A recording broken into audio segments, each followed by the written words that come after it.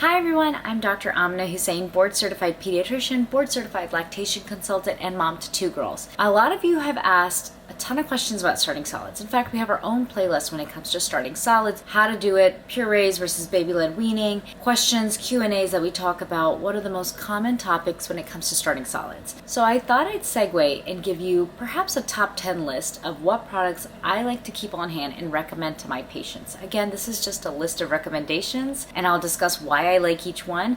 Take with it from what you will. You definitely don't have to go out to the store and buy all 10 of them.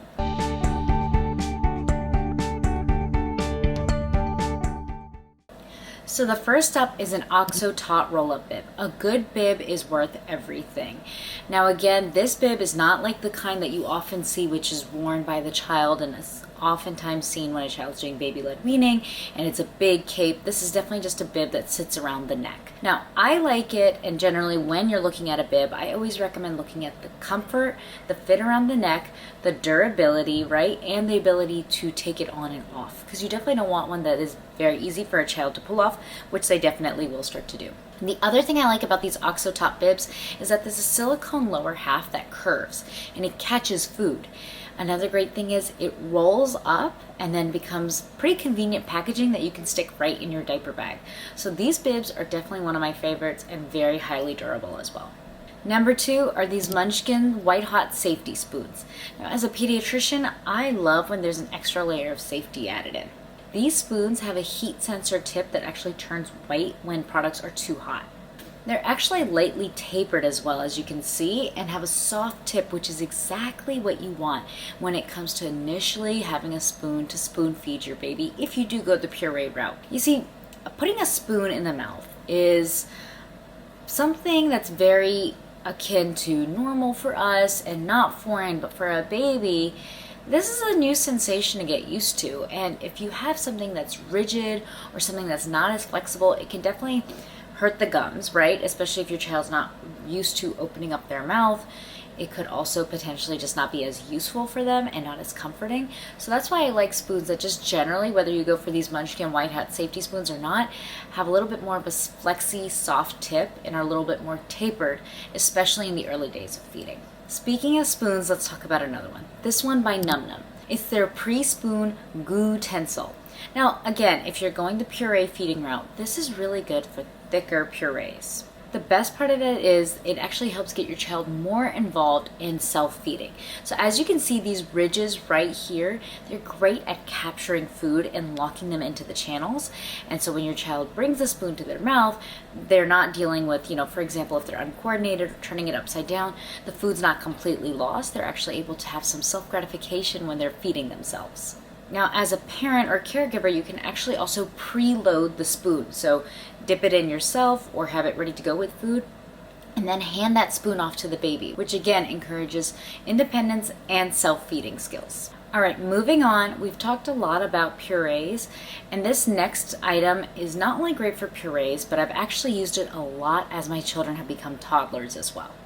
This is the Mumi&Bubi Solid Starter Kit.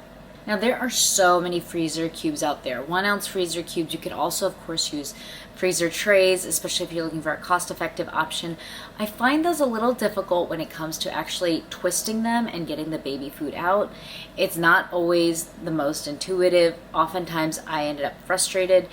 I really like these cubes and these trays for this reason. So there's actually no twisting involved when it comes to defrosting these foods. First of all, these trays come in packs of 2, so you can make up to 42 ounces of baby food. Second off, when you're actually trying to defrost them, you run the back under hot water, and then their design is actually such that it's a dome, and you can push on one side and the other side comes out seamlessly. No twisting involved, no trying to stress over how to get out one particular cube. They're also not bulky, and they come with their own cover, so you're not saran wrapping to make sure you're not getting freezer burn. They're non-toxic, BPA free, so you can definitely put them in the dishwasher. That's no problem. But I've told you that I've used these not only when my kids are on purees per se, but also when they get older. So for example, if I'm making pasta sauces or something like that. I'm making a veggie filled sauce for my kids. I can puree it, put it into these cubes, freeze them, and then pull them out for later. So if I'm making a small batch of pasta for my kids, I can just easily defrost either a pesto or a veggie heavy marinara sauce that I've made for them. So I've definitely used these not only when they're young and starting solids, but also as they get into toddlerhood as well. Next up, and last one on today's video, is Totware's baby and toddler feeding bowls. Now these bowls, and I'm sure there's so many like them on the market, are made of stainless steel and they have an insulating cover.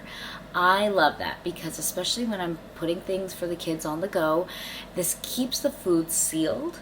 It keeps the food warm, and that way, let's say if I'm going out to eat and I make their oatmeal at home, it keeps it very warm. They do hold also a decent portion of food, up to 12 ounces of food, and they've definitely withstood the test of time. So I do think it's worth investing in them. I will say though that these suction cups have not been as useful for me per se. I don't think I've gotten quite the hang of being able to use them. I do feel like over time almost all baby items lose some of their suction. So I feel like that's really hard to determine what their function and utility is for the suction, but generally just the ability to keep food spill free, keep it warm. These products definitely get a thumbs up from me.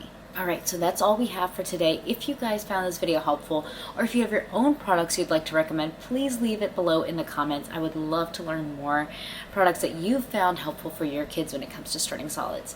Make sure you tune in for our next video where we'll discuss the 5 other products that I recommend for starting solids for your kids.